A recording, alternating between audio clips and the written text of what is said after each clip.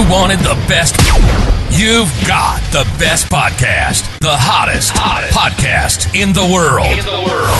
The Chris Voss Show, the preeminent podcast with guests so smart you may experience serious brain bleed. The CEOs, authors, thought leaders, visionaries, and motivators.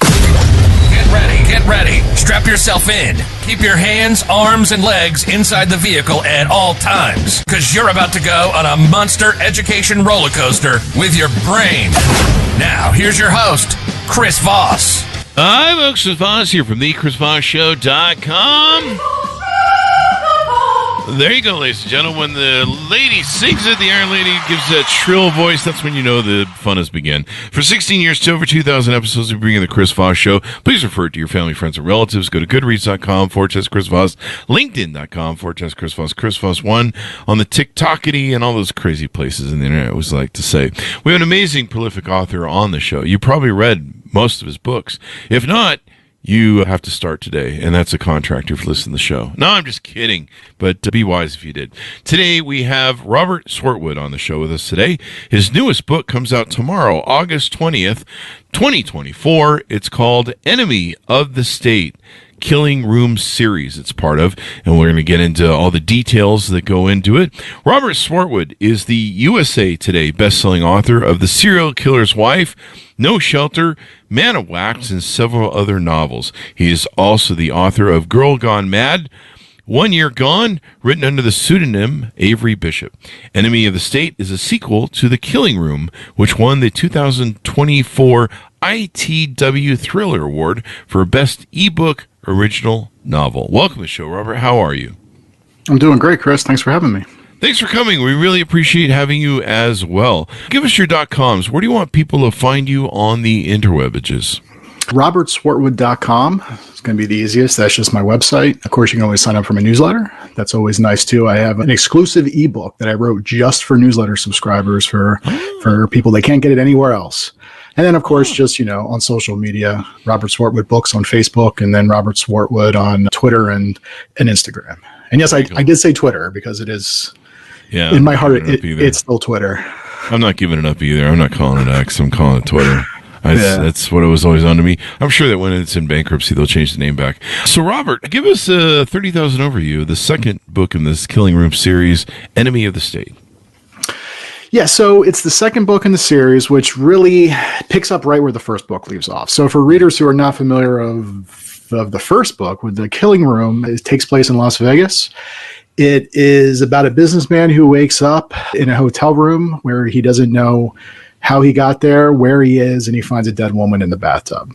Oh, and that's like every weekend whenever I'm in Vegas. That's right. So it's only but that's like the first two chapters. And then the fun thing about that book, and that is the one you mentioned that did win the Thriller Award, which I think is actually sitting up there. It is a book that constantly is changing. So it's a book that's, some novels I enjoy the Jack Reacher books, but when you start a Jack Reacher book, you know exactly what you're getting when you go into it. Mm-hmm. But personally, as a reader, but also as a writer, I love those books where they're constantly messing with your head. They're, you think they're heading one direction and all of a sudden they head another direction. And so The Killing Room was one of those books where what you think is happening is not really what's happening. And then there's these twists and then whatever else. It ends on a cliffhanger. I mean, the main story is completed, but we kind of leave it open, kind of like a Marvel. You know how like Marvel has those end credit scenes. It leaves on this really big cliffhanger that opens into the second book. So the second book picks up right where that one leaves off. The main character, essentially, the people who thought he was dead realize now that he's not, and so he's been branded a traitor, or an enemy of the state, and he's on the run, and he has to clear his name. And I wanted to also do, how do I want to say it? I didn't want to just do a typical chase novel, because that type of setup is a very typical thing. And so what I often doing is taking those typical tropes in the thriller genre, crime drama, action drama, or the genres, and just trying to put a fresh spin on it or a new twist. So that was my attempt with this second book in the series. Ah, there you go. It's got the same main character running through it all. It doesn't sound like it's a standalone then. It sounds like you may want to read the first one first, right? I've seen some reviewers mention that you probably could read it as a standalone because there are references to the first book, and so I try to make it easy. Plus, because I also understand that a lot of readers don't just immediately pick up the second book after they read the first book. A lot of these readers have read the first book last year, and now they're going to be coming back into it. So I do that author-esque thing where I try to give a little refreshers here and there throughout the book, so that what happened in the first book also is mentioned, or kind of gives people those reminders, I guess I should say. There you go. Tease out so they can get filled in. Yeah, but no, it's definitely not like one of those, like I mentioned Jack Reacher. It's not like a Jack Reacher book where you could pick up book 18 and then read book 5 and it all makes sense. So there's definitely an arc here so far in books 1 and 2. Nice. And people love them. So give us a little bit about your history. How did you grow up? When did you start writing, or know you had a knack for writing and all that good stuff? So the first Jurassic Park movie came out when I was in 6th grade. And, I watched the movie somewhat recently, and it's a movie that the story-wise I think holds up. Special effects still kind of hold up, but imagine how it was, back in the mid-90s at this point. Great. It was amazing, and basically it got me into Michael Crichton. And so at that point, I had been reading books, like a lot of Hardy Boys and whatever else. I did enjoy reading, but I just started reading every single Michael Crichton book there was, even some of his books under his pen name.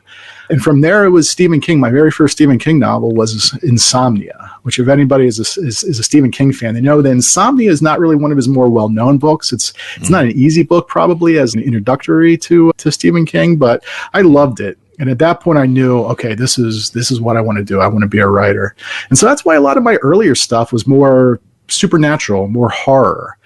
And a lot of short stories. Some of my first books were that way. And then eventually I just kind of made that transition into I think it was No Shelter, my first female assassin book in that series, the Holly Lynn series. And then also The Serial Killer's Wife. Those were straight up thrillers. And from that, it's just been writing thrillers. I mean, that's mostly what my passion is. Even though I thought I wanted to be a horror writer, it turned out I'm naturally, I guess, more of a thriller writer at heart. Ah, there you go. So you like thrillers better then? Oh, yeah.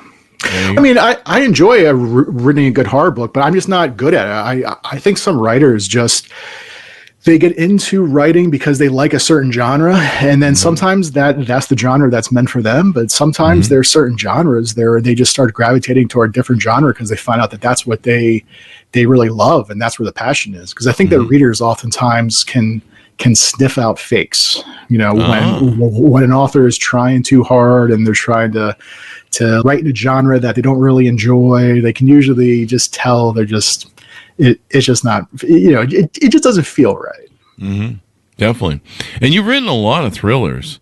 The Serial Killer's Wife, massive reviews, No Shelter, Bullet Rain. That's what we call Fridays around here. I don't know what it means. Man of Wax. Lots of great reviews on a lot of your books. Why do you think that people are so drawn to you as an author? That's a very good question. I ask myself that every day. I don't know. I do that with a podcast. I'm like, why are people listening to this? I think... I don't know. There's something about the way I write my books. Maybe it has something to do with undiagnosed ADHD. I don't know. But I really try to hit the ground running. I don't spend a lot of time. Sometimes you read books where nothing takes place for like 100 pages, 200 pages, and you just keep turning the page being like, what is happening here? What's going on? I don't like that. As a reader, I just want to make sure that something is happening. So a lot of my books, and I was just thinking about this the other day, a lot of my books take place within a certain, either 24 hours, 48 hours, or at least a very compressed time period. So it's not one of those things where weeks and months are passing over the course of 300 or 400 pages. It's just boom, boom, boom. Things are happening really fast, which isn't to say there isn't downtime, because obviously you want to have, there's pacing and whatever else. You don't want to make a reader be too overwhelmed. Yeah. But it's definitely, I think, the books are not something that you're going to get bored with. And I think that's what readers appreciate most. Nice. There you go. It should be a fun read and a fun romp. What's the future hold for you? Is there more books in the series coming for the Killing Room series, or maybe some of your other stuff? So right now, this book, this is it was a 2-book deal, so I'll just say that. I mean, this finished the contracts. Could there be future books? Potentially. I guess it really is going to depend on how well this one sells. Right now, you'd mentioned, I think, with the bio, I also write under a pen name, Avery Bishop. Mm-hmm. I have an Audible original that'll be coming out sometime next year. We don't have a pub date quite yet, but that's going to be a novel. And I can't really, I guess, talk too much about that quite yet because they haven't really made any announcements. But I definitely, I mean, the book's done. We're just waiting on, getting finalized with the narrators and pub dates and all that good stuff. So there's definitely something new coming out next year. But in terms of this series, again, we'll see how things go. Yeah, it should be awesome. So what sort of pattern, when you write, what sort of, do you have a pattern that you use? Like you write at a certain time, you write at a certain place? What's some advice you can maybe give to wannabe writers? I think my advice to wannabe writers is not probably, it's more one of those do as I say, not as I do type things, because I oftentimes, I'm more of a night owl. I like to stay up late. So oftentimes I will write late. I would love to just sleep the morning away if I can. So often, but there are times where you just have to fit in writing wherever you can. And I think that's important to aspiring writers, because oftentimes people will say, I just don't have the time to do it. I've heard some writers who they will write 100 words a day or even 50 words a day. It doesn't have to be, 10 pages a day, as long as you're writing something. And anybody can just sit down and write a sentence. They can write a paragraph. So it's really just squeezing in that time. I think it's one of those things that if you have the passion for it, you will find the time, because TV is not that important. Playing games on your tablet is not that important, especially if you feel that you have stories to tell. That's true. Everyone's got stories to tell, I think, really, when it comes down to it. Although some people are more interesting than others, but it's how you design it. But yeah, it's. I remember when I wrote my book, I had an hour accountability group that I was in. And so we would focus on every day you had to put down an hour of, trying to write your book and stuff, and that was really important. Like you say, just finding time and writing a book and getting into. How do you figure out what genre you're good at? I don't know if that's a good question, but how did you find what genre works for you, or was it just what turned you on to a certain? So again, I had kind of grown up in the horror genre. I still have a lot of friends who write horror. I had helped a friend of mine that he had a magazine at the time. It was a horror dark fantasy magazine. I was an editor for that, so I was reading a lot of slush, which is another thing for aspiring writers. If you ever have the opportunity to read slush, and what we mean by slush is just the mass submissions. So usually a magazine, when people are submitting stories to a magazine, they call that slush. Oh. And so being able to read, you're going to see a lot of different types of quality in those stories that are being submitted.